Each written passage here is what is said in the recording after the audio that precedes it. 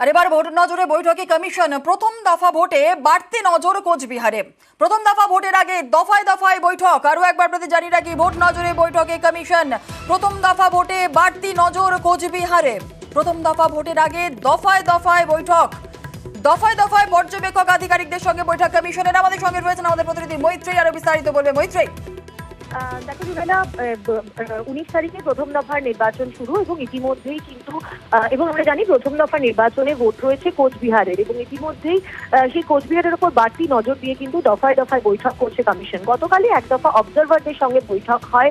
প্রথম দফায় যে সমস্ত পার্লামেন্টারি কনস্টিটিউয়েন্সিতে ভোট আছে, অর্থাৎ যে সমস্ত লোকসভা কেন্দ্রে ভোট আছে সেখানকার অবজারভারদের সঙ্গে, এবং সেখানেও কিন্তু কোচবিহারের উপর বাড়তি নজর দেওয়ার কথা উল্লেখ করা হয়। এবং আজকে এই মুহূর্তে যখন আমরা কথা বলছি তখনও কিন্তু সিইও দপ্তরে বৈঠক চলছে সমস্ত ডিএমএসপিদের নিয়ে, অর্থাৎ এই 3 কেন্দ্রের ডিএমএসপিদের নিয়ে।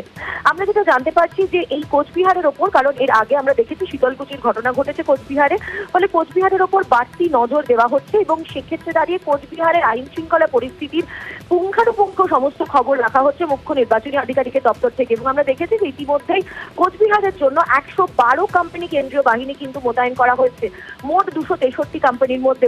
ফলে কোচবিহারের দিকে বাড়তি নজর রেখে কিন্তু এই বৈঠক চলছে এবং এই আজকে যে যেমন ডিএমএসপিদের সঙ্গে বৈঠক চলছে, একই সঙ্গে 15 তারিখ অর্থাৎ কেন্দ্রীয় বাহিনী এসে যাওয়ার পর, কেন্দ্রীয় বাহিনী কেন্দ্রগুলিতে পৌঁছে যাওয়ার পরও কিন্তু ফের সিইও বৈঠকে বসবেন সমস্ত ডিএমএসপিদের সঙ্গে।